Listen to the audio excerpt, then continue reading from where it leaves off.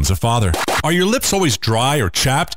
That is usually the first sign of dehydration. Intelligence for your life on the John Tesh Radio Show. Don't miss this stuff. Ocala's information station, 1370 WOCA. Ocala. Auto repair with personal care. We know what we're talking about.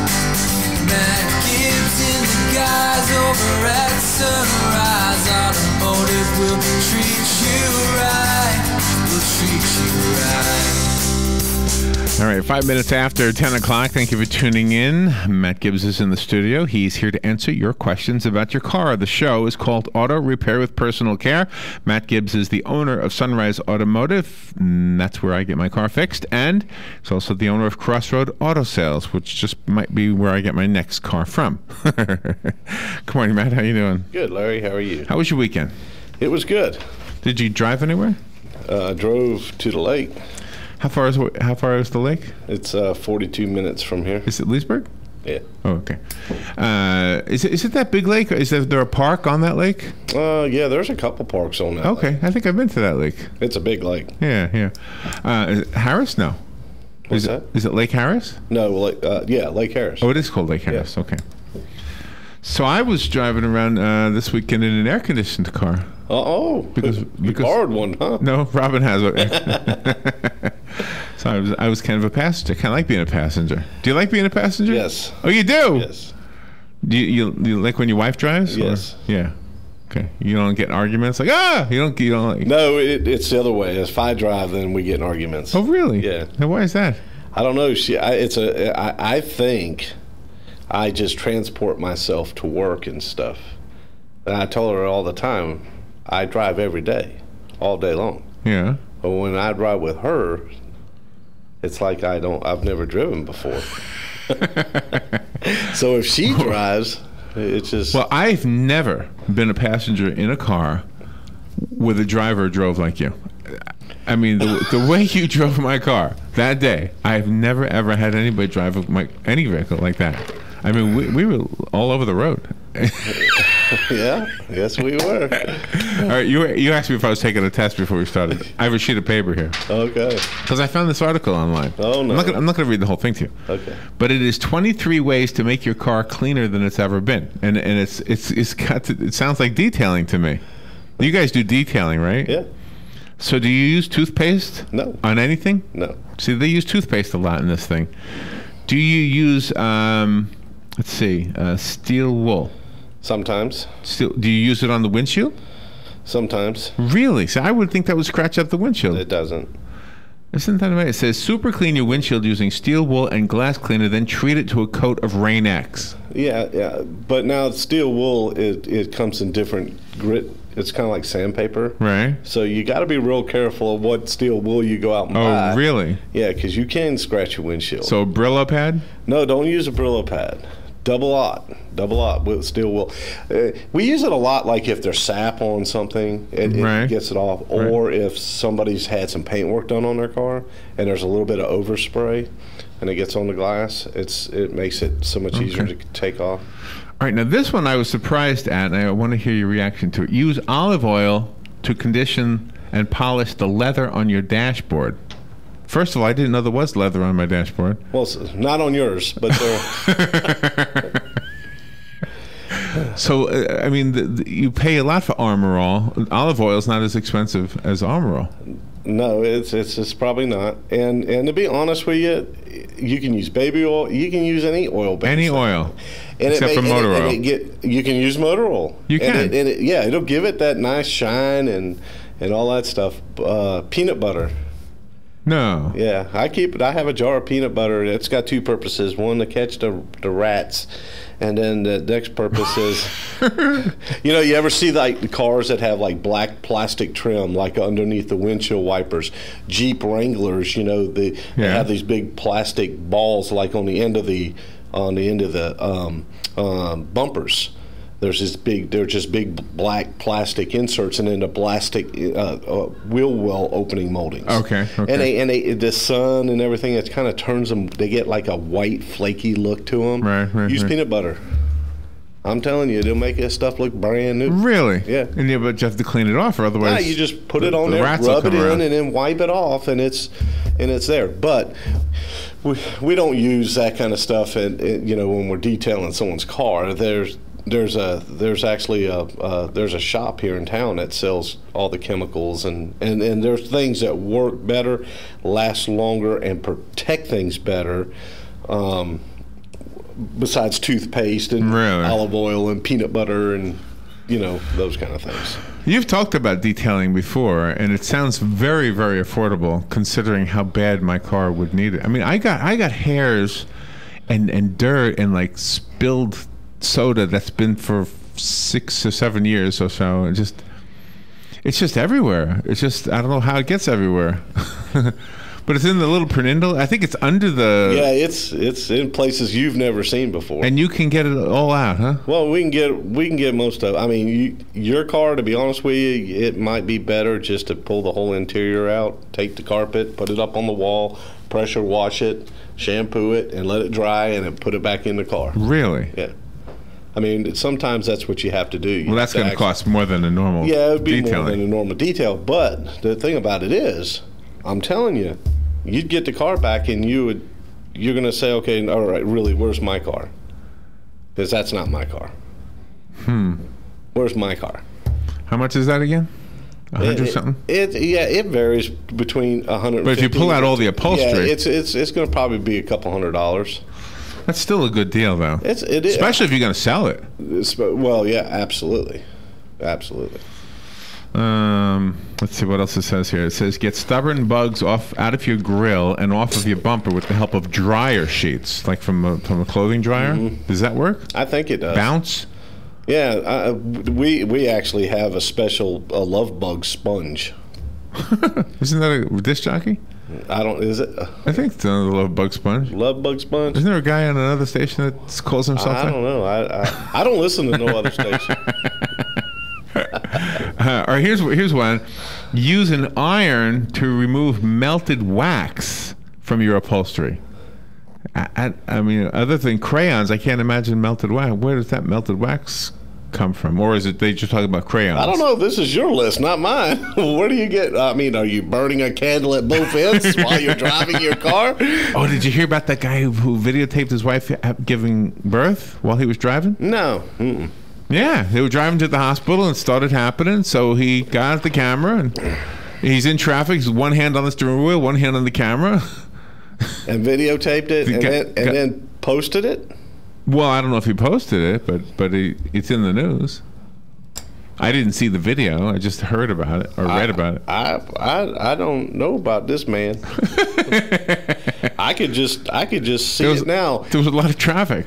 Put on Facebook, here, this is my wife giving birth to her. Well, you wouldn't put it on Facebook. Well, I mean, if you put it on the internet, it might as well be on Facebook. Right? But maybe he was just doing it for the family, for himself. I've always wondered, actually, I know this is not a car discussion, but I've often wondered, why do you videotape that at all? Did you do this? I didn't video. Would you have a 16mm camera? Wow, I feel old. 8mm camera.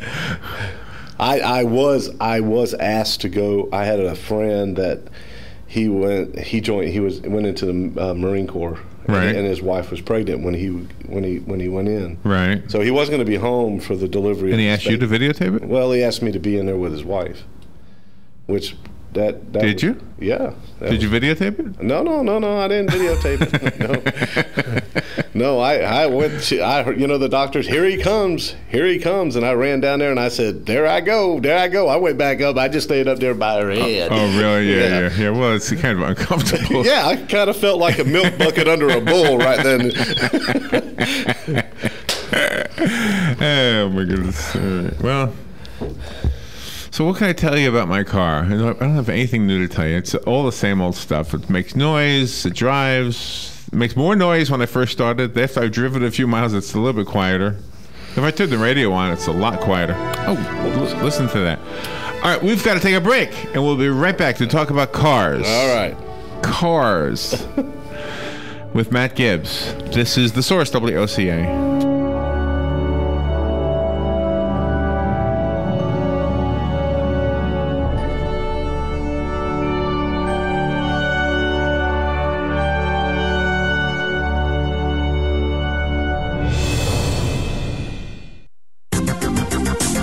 weather is brought to you by myfwc.com. Safe boating is no accident. For today, intervals of clouds and sunshine. Watch out for a thunderstorm this afternoon and this evening.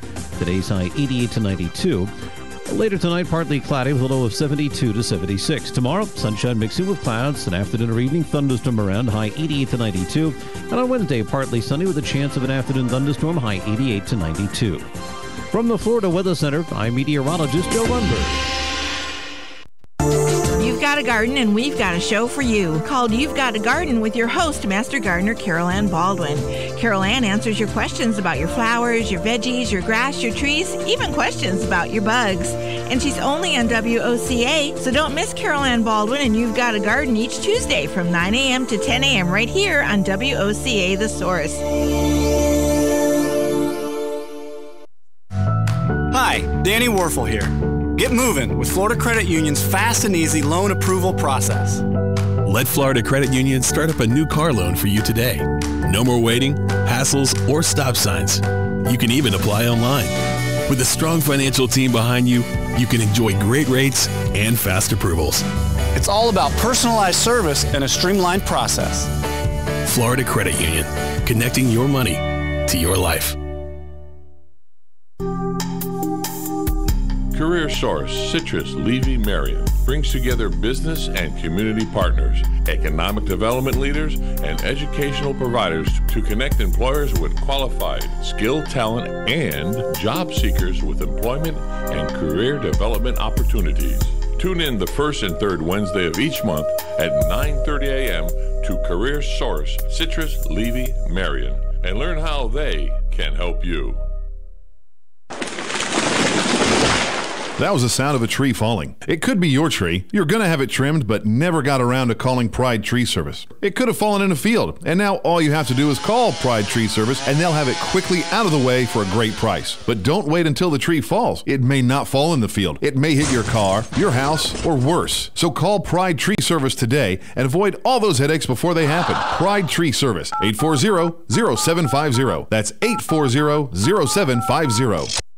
Located next door to Silver Spring State Park and a few minutes from historic downtown Ocala, our award-winning Holiday Inn Express Hotel and Suites of Silver Springs is the place to stay for a friendly, memorable, and fun experience. Enjoy our fast and free Wi-Fi, complimentary hot breakfast, and free parking. Whether you're in town for work or play, our friendly staff will make you feel right at home. That's the Holiday Inn Express and Suites of Silver Springs, proud sponsor of Friday night Marion County High School football on WOCA, The Source. 1370 WOCA. All right, 18 minutes after 10 o'clock, Matt Gibbs is in the studio. If you have a question that you would like to ask Matt about your car, this is a good time to call 622-9622, and Matt will answer it to the best of his ability. And if you want to argue with him, you're welcome to do that too. I think you're up for that. It's kind of like Donald Trump's his president campaign or whatever he's doing. Yeah, you think he's up for arguing with folks? Do you work on transmissions? No. I do. I used to. The transmissions are different animal. Well, they are different, and they just require so much tools and equipment. Somewhere, the tools and the equipment that I have in my shop, we're talking lots of money. And to get into transmissions, which I was in transmissions for a while, but then they keep changing, and then it takes all these tools to change with them. So we let the transmission shops, we work close with a couple of transmission shops in town, so let them buy those tools. And if they have an issue that I can deal with, and they send it over to me, and I use my tools, and it works out better that way. Do you recommend, let's see, what do I want to ask here?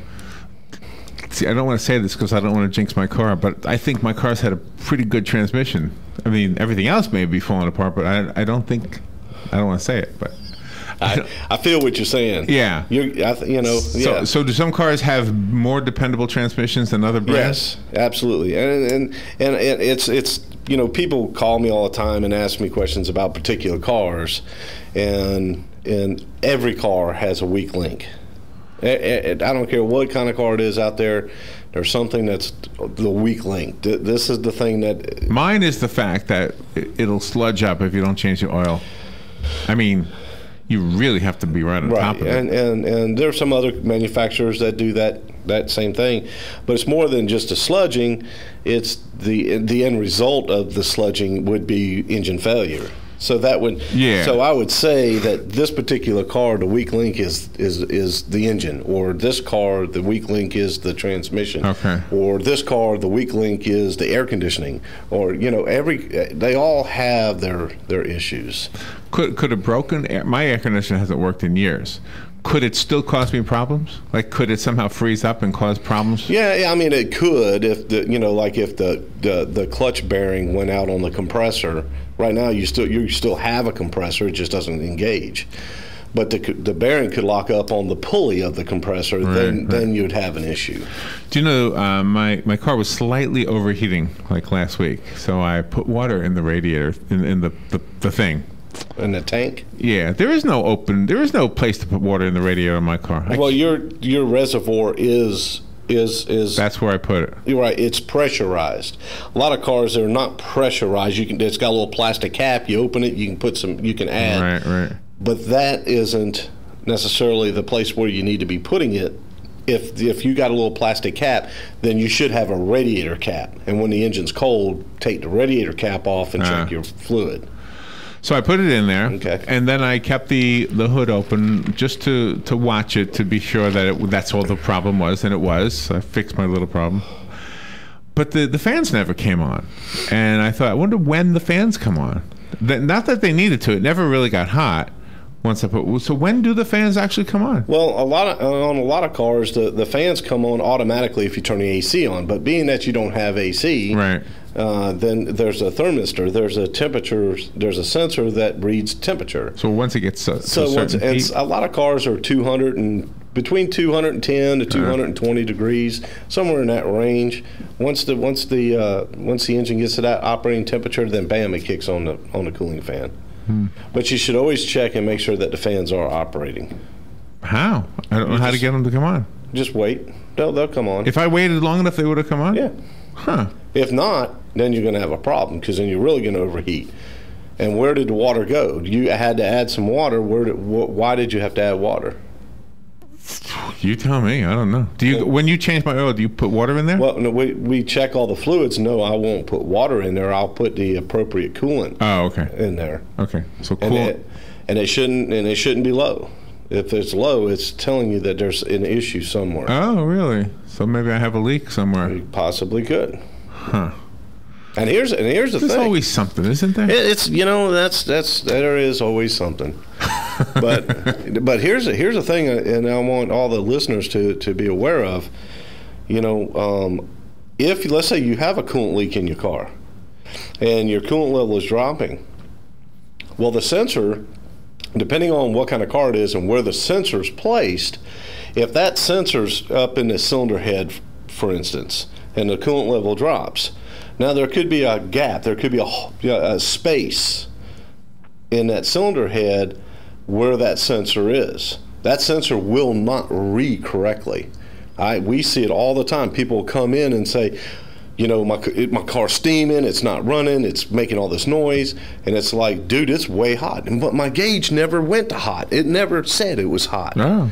Well, the reason it didn't say it was hot was there was no water for the sensor to sit in to operate the sensor, because there's a space there. Oh, wow. The sensor has to be submerged in water or coolant in order for it to work properly. So you can toast a motor and never even know that you run it hot. Oh, wow. See, my little thermometer meter was moving. It was going a little too far up to the hot for comfort for me. And that just makes my brain go in a different direction. That makes my brain start going into cooling fans, thermostats.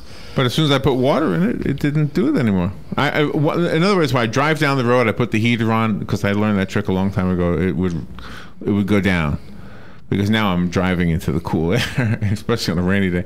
But now that I put water in it, it's been fine. But see, the thing that alarms me is, why did you put water in it? So getting back to the transmission, I don't have a place to put transmission fluid. Mine is completely sealed. No, you do have a place to put it. You just don't know where it's at. I have a place, or you have a place? Well, I have a place. Yeah, because it's not there for me. It's not there for you. So why would that ever get low? It shouldn't get low. Oh, okay. See, it shouldn't get low unless there's an issue or a problem.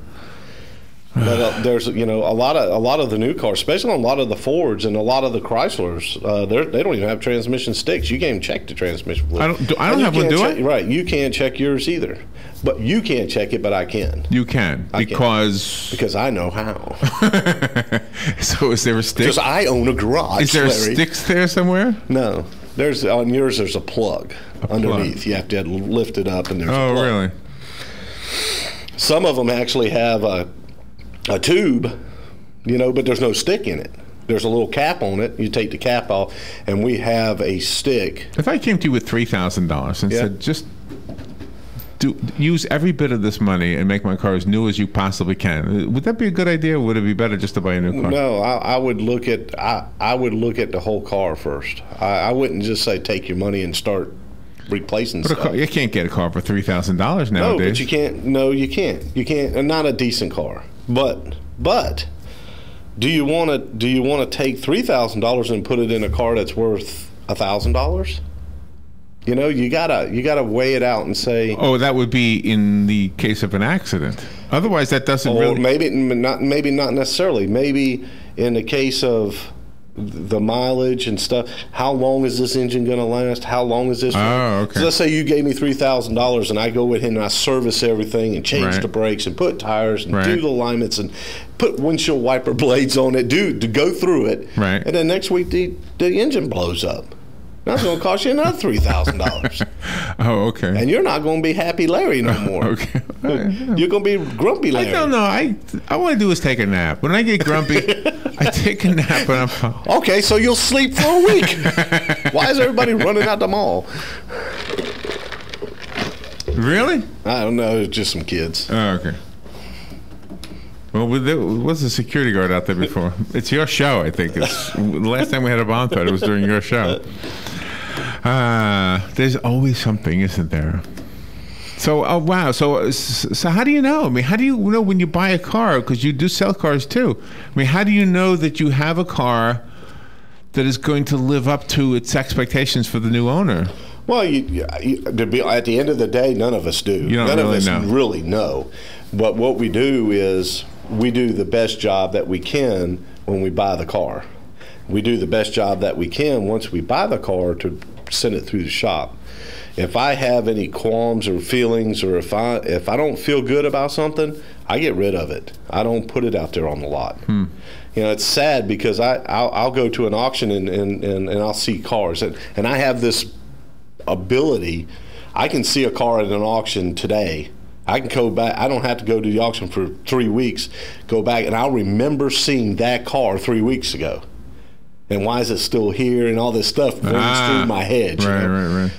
But I'll go and I see these cars when I go to the auctions, and then we do a lot of stuff for different people in town, and I'm seeing a lot of the dealers in town, and then it was like. I went to an auction on Wednesday, and then on Thursday I go to this dealership, and I'm like, I saw that car yesterday at the auction, and here it is sitting on their lot, all stickered up, all ready to be sold. And I'm thinking, how did they prepare it? Yeah, how did it? They didn't, in other words. There you go. There you go. And I see it all the time. I buy a car at the auction. It takes me 3 weeks to get it ready to go out on the front line. Well, that's a great thing to know. I mean, just to know that any car on your lot has had that kind of a treatment to it. Do you detail it too? Oh yeah. Absolutely, gets fully detailed. Everything gets serviced. Everything gets checked. Well, nobody called in today with any better questions than mine. Mine were all about my car. It was all about my car today. Matt, what's your phone number? My phone number is 352-690-1993. And where is Sunrise Automotive? Sunrise Automotive is at 1800 Northwest 10th Street in Ocala, Florida, right there on Highway 27. Right there. Right there. Right there. Thank you, Matt. Always fun. Thank you, sir. All right. Watch those kids running out of the mall. There's Donna. Donna.